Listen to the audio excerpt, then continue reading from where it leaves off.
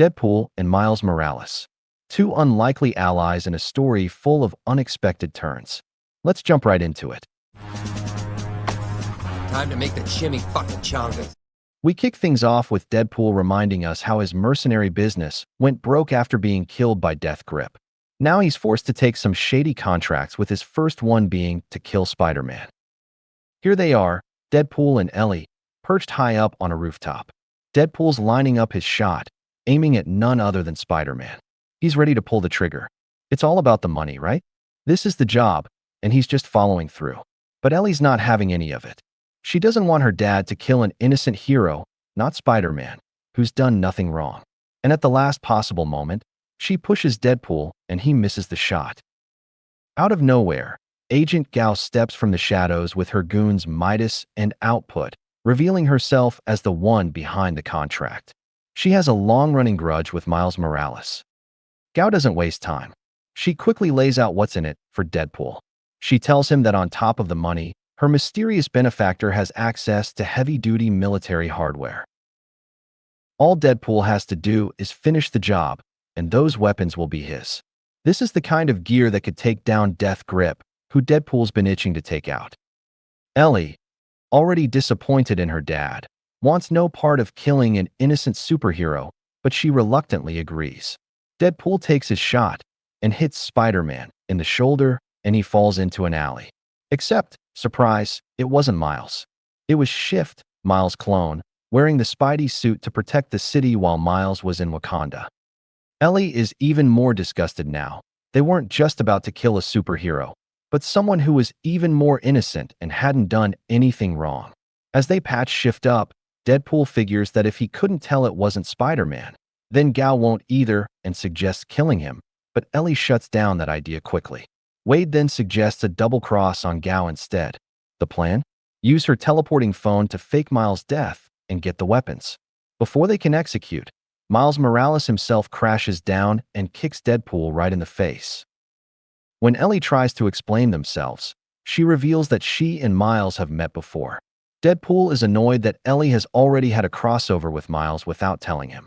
A fight breaks out between Spider-Man and the two Deadpools, but Miles, now rocking a vibranium suit and webs, handles them with ease.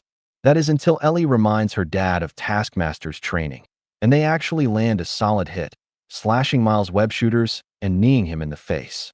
But just as the Deadpools start feeling confident, Miles draws his bioelectric sword.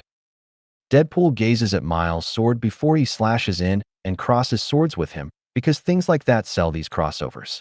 Meanwhile, we flash back to Miles checking in with Gamekey, realizing he hasn't been around much because of Wakanda and the whole vampire situation. Shift calls him, telling him he doesn't want to wear the Spider-Man suit anymore.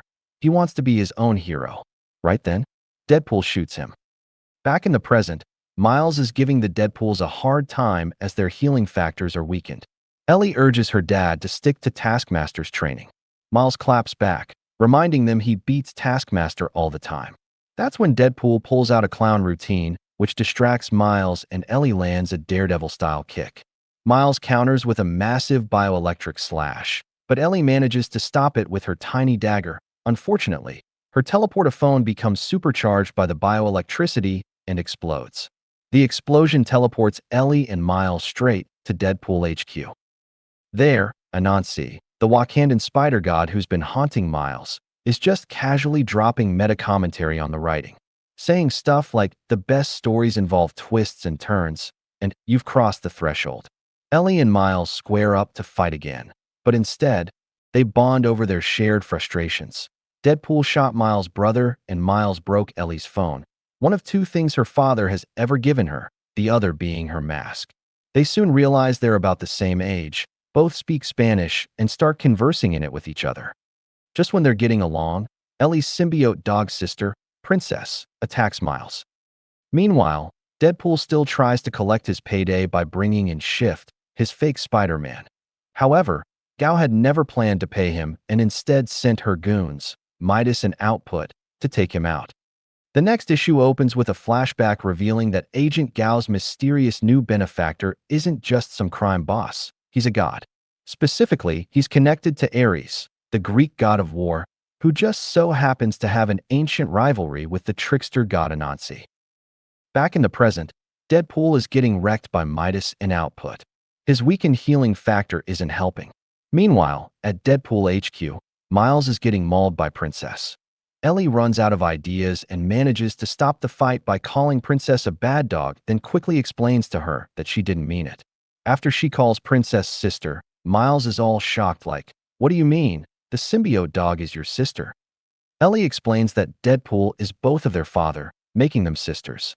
Then Ellie points out how her phone is broken, meaning they won't be able to teleport back until Miles remembers he has a new suit with new tech and manages to fix it using Wakandan nanotechnology. Cut to Wade. Just as he's about to be taken out by Midas, Shift jumps in and throws a huge punch.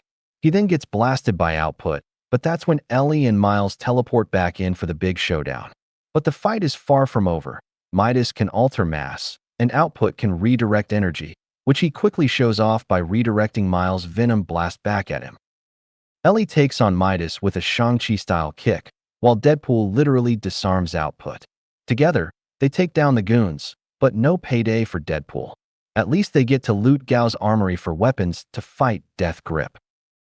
Then, Anansi drops a cryptic warning. Things are about to get even weirder.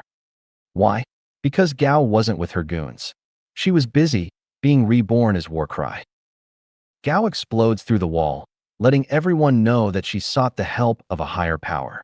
Miles is stunned to see Agent Gao in this new form, and Anansi quickly informs him that she's been granted a divine boon, though he already has suspicions about who gave it to her. Now fully transformed, Warcry is fueled by her hatred for Spider-Man, reminding him of all the chaos he's caused her. She reveals that all her god demanded in return was his head. As the battle erupts, Deadpool immediately fixates on Warcry's weapon, realizing that a blade of this caliber could finally give him the edge he needs to kill Death Grip. He jumps in recklessly to steal it, only for Miles to save him at the last second, catching him with his web as Warcry's godly weapon sends a massive energy blast through the wall. Seeing the power behind the weapon makes Deadpool want it more. With the battle escalating, Midas, Output, and Warcry square off against Deadpool, Ellie, Spider-Man, and Shift. Miles activates his bioelectricity sword, and an all-out brawl erupts. Warcry unleashes a devastating godly blast on Miles, but his vibranium suit barely absorbs the hit. Deadpool, seeing Miles get targeted, gets pissed and lunges at Gao, trying to stab her, only to fail immediately. He admits that he probably should have used a bullet just before Warcry snaps his neck. Miles powers up and retaliates with a full-on Chidori-style Venom charge, following up with Deadpool clotheslining Gao while she's stunned. With Warcry down, Midas and Output hesitate. Ellie seizes the moment and stabs Output in the back with her daggers. Midas then tries using her density-altering powers on Shift, only for Shift to casually reveal that his body has been malleable since birth, making her powers completely useless against him. He swiftly defeats her. Meanwhile, Ellie hits Output with a fucking RKO.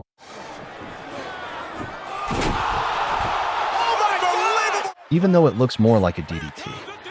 Just as it looks like everything is settled, Warcry rises again, still talking a lot of trash for someone standing within Venom Blast range. Deadpool and Miles roast her for her terrible leadership record, with Miles specifically reminding her that she's 0 for 3 when it comes to forming and running super teams. Deadpool then slide tackles her, allowing Miles to web whip and launch her into Ellie and Shift, who deliver a devastating double kick. As they prepare to finish her off, Deadpool asks if he can have the one-liner, and he and Miles knock her out cold with a synchronized Venom punch. Believing the fight is finally over, Ellie takes a selfie with Shift to show Princess, since Shift kinda looks like a symbiote. But Warcry, barely conscious, says, "What in the hell makes you think this is over?" Then she pulls off a mystic flash clap and vanishes. With the battle done, Deadpool is ecstatic to have claimed Warcry's godly weapon, Harp. He then awkwardly apologizes to Shift for the contract killing and shooting him. As Ellie prepares to teleport them back, Miles takes his nanotechnology back from her phone, causing the portal to destabilize. The Deadpools barely make it through before it collapses, right into Taskmaster's office. Meanwhile, Miles secures Midas and output, and Shift finally tells him that he's done pretending to be Miles. He wants to be recognized as himself.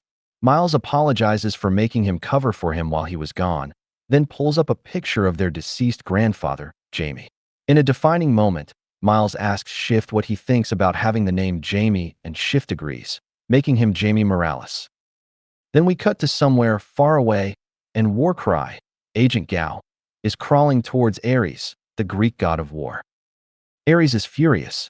He armed her with Harp, the sickle that slew Uranus, and clothed her in the armor of Achilles. And yet, despite all that, she still failed. But Ares isn't done. As he transforms into his true godly form, he declares that he's not relying on Warcry alone. He will gather more champions. Hours later, back in Brooklyn, Ares meets with his brother, Thor.